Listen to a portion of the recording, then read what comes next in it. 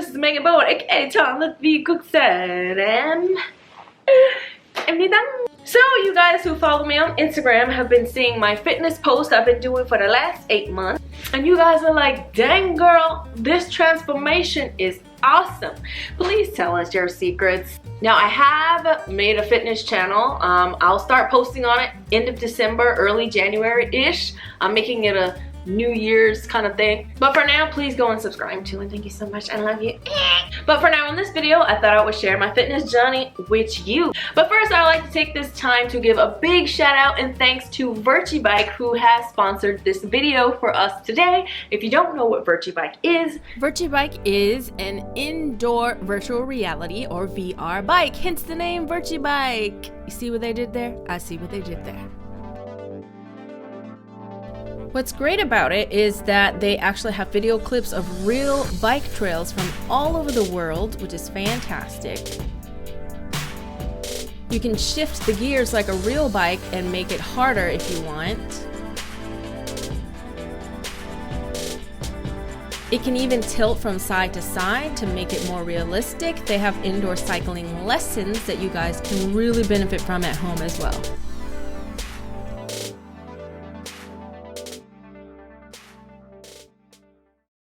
And the reason why I wanted to share it with you guys is just because many of you guys always tell me that you want ways to be more active, you want to move more, and I personally think that having equipment at home is a good way to go. And I think that Virchy Bike is really great, especially for people who love riding bikes, especially because it has those classes, like spinning classes right from home. Hello. It's awesome. And many of you guys are interested in Korean culture, which is why you subscribe to my channel. And because it's a Korean company, they actually even have K-pop spinning classes. So all of the music will be K-pop. Isn't that awesome? So if you're interested in Virchy Bike, I'll have all the information down below. Make sure you check it out. It's available for iOS and for Android. Yay! Now on to the video. So let me tell you something. Can you come closer? Come closer.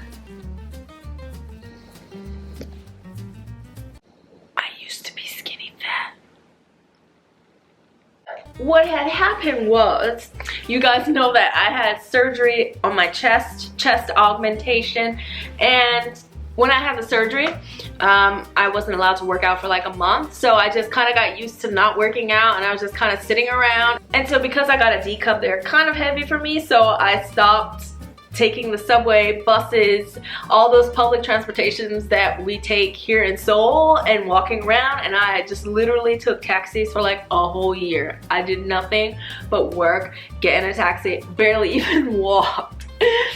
So what had happened was, because I stopped using my muscles, my body threw them away, because that's what your body does. Like, if you're not using your muscles, your body's like, throw it away. Right? So here is me when I was skinny fat. Well, I was like, I need to start getting fit again, so I joined a gym, and at this gym they have an InBody, which is one of the types of body fat scanners that you can use. And of course it's not as accurate as a DEXA scan, but it's still quite accurate, and it's a good way to gauge your progress. So when I did it, I was 30.5% fat. Now let's take a look at some body fat percentage charts here. All the body fat charts that I found were quite similar with small variations. So this first one right here, this purple one, if you're age 25 to 29, which is me, and you are more than 29%, it says obese, very high. So that means little old me. I was in the high fat category. I'm like, I need to do something about this. On some other charts, let's look at 26 to 30. It says 31 to 36 is over fat and not 30, but I was 30.5. So another 0.5 and I'm 31. I'm still over fat, basically. And the most forgiving chart that I found from Health Status said 25 to 31 is acceptable and obese is 32 and above. And it was at that point in time that I learned that actually body fat is the most important determining factor in your health, not necessarily your weight. Because when I first started out, I was 62.9 kilograms, and actually before I had my chest surgery, I was about 62 kilograms as well. So in my mind, I hadn't actually gained physical weight. I was the same weight, 62, but because I stopped moving, my muscles deteriorated, and because I was eating the same I was with muscles, when your muscles go away, you have nothing using the calories up. So then your body's just gonna make some fat to go in its place. So if you just base it off of weight, then you would think you were okay. I'm the same weight, I'm 62 kilograms. No, it's not, because I was really high in fat percentage at that time, which is not good and it's not healthy. And at that time, I had 23.9 kilograms of muscle.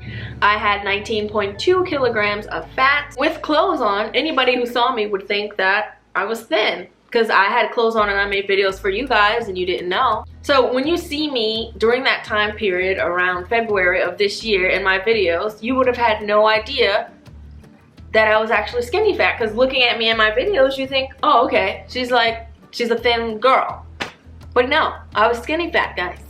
It's not healthy. So let's fast forward to today, 8 months later.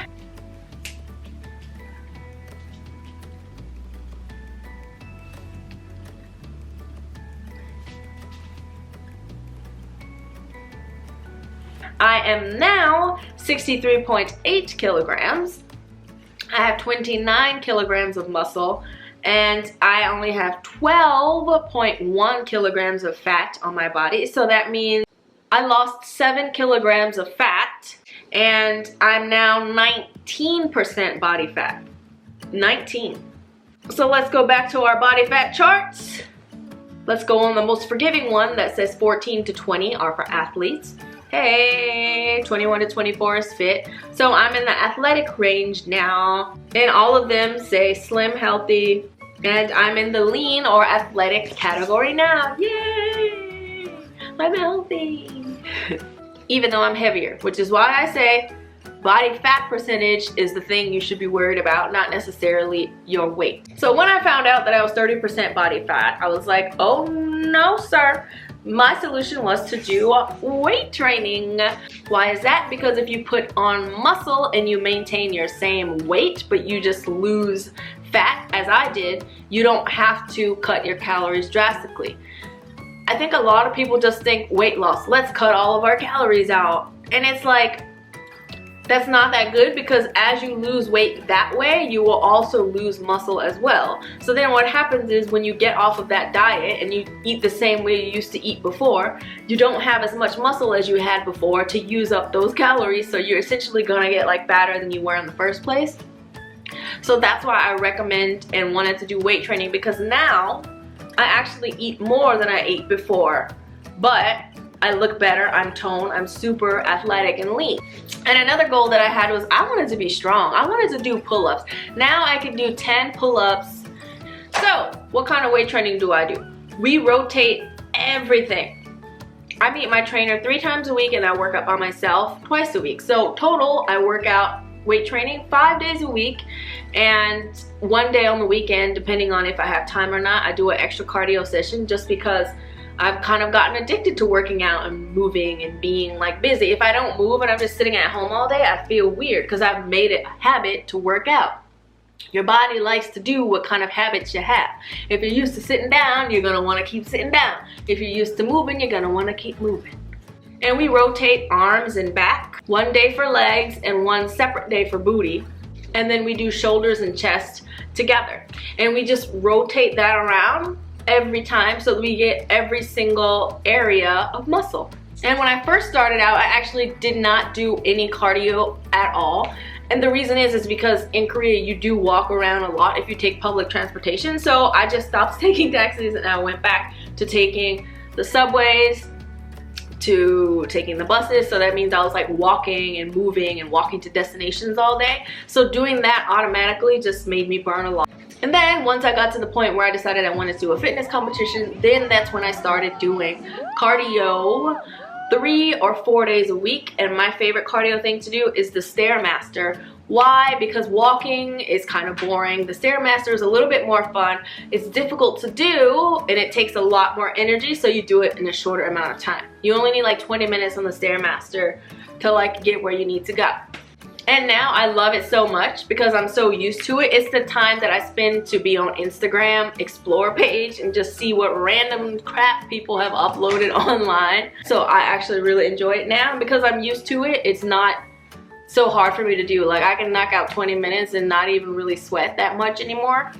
So maybe once or twice a week I'll go really fast on it and pull it up like past 7 and just to like really work up a sweat. But the other days, just because I enjoy it, I just kind of do it at like 5 or 6 to where I can just kind of easily do it, just to kind of get some movement going, you know? So moving on to food. So when I first started, I ate 1,800 to 2,000 calories a day when I first started.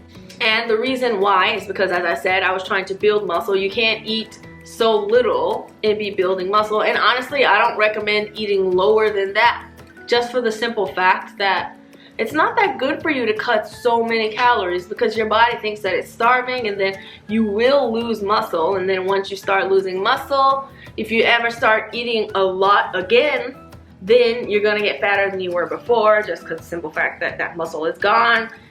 You know what I mean? It's just not the best thing for your body. So you're probably wondering how much I eat now to maintain my body. Right now I eat between 23 and 2,500 calories a day just to maintain like what I have going on right now.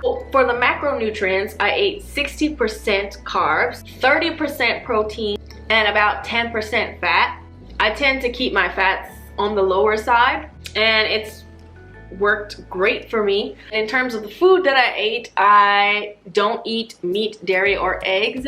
So every day I made sure I got a certain amount of certain food groups. So the first food group I made sure I got were grains. So, you know, oatmeals, quinoas, you know, millet, sorghum. Like there's so many random grains here in Korea. I was just like, I'm gonna try them all. Millet porridge, man, with like cinnamon is like, it's so good, and millet is so good for you. The next food group I make sure I get are nuts.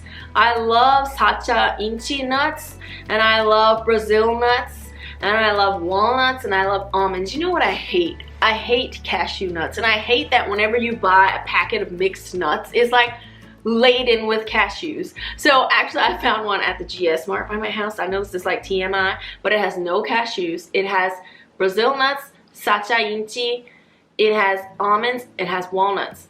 All the nuts that I love, no cashews, yes. So I have 1 or 2 packets of nuts a day. The next thing I make sure I always get are beans.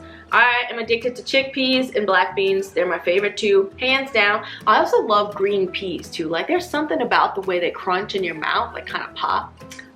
I can get down with that. I always make sure I have greens every day, so broccoli or, you know, like a kale or spinach. Just honestly, I buy whatever vegetable is in season and it's cheap as long as it's green. I make sure I have a fruit a day. So I like to have an apple, maybe some tangerines, just something like that, some kind of fruit. And the last thing I make sure I get, because my goal is to build muscle, is I make sure I have some kind of tofu or tempeh, just the higher, you know, protein, like kind of plant-based foods. And that's it. I just make sure I get all of those different food groups a day, and I use my MyFitnessPal app so that I can log what I ate and make sure I'm getting 60, 30, 10 like of the macronutrients there, and that's what I do. I've always been a person who needs my 8 hours of sleep, so I made sure I got my 8 hours of sleep, and that's also really helpful for weight loss as well. So if you don't get 8 hours of sleep, just try and do something to get it, because it really does make a difference. When I was studying for one part of my green card test, I wasn't getting sleep because I was so stressed, and then like my body actually gained 1 or 2 kilograms of fat during that time when I was stressed and not sleeping, even though I was doing everything else the same. I don't know how that works, but it did. I got on the InBody and checked. In terms of water, I drank 2 to 4 liters of water a day, and that is it, honey.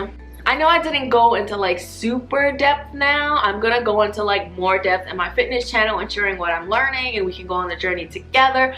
the fitness channel is going to be really great because a lot of you guys really want to like get fit, but you don't know where to start. So I'm going to share everything that I learned in super detail to help you guys reach your fitness goal as much as you can. And for future goals, I want to do more fitness competitions next year, and I'm hoping that I get first place at the Muscle Mania one, which is like September, October. So I'm working really hard until next September or October, and then I should be able to win. Okay, I'm gonna win. I'll be documenting that, of course, on my fitness channel. But anyway, thank you so much for watching. I really appreciate it. Remember to check out Virchy Bike. The details will be down below. Make sure to also subscribe to my fitness channel. And if you like this video and like to see more videos, please subscribe to my YouTube page, which is down below. Don't forget to follow me on Instagram, Twitter. Like me on Facebook. I will see ya.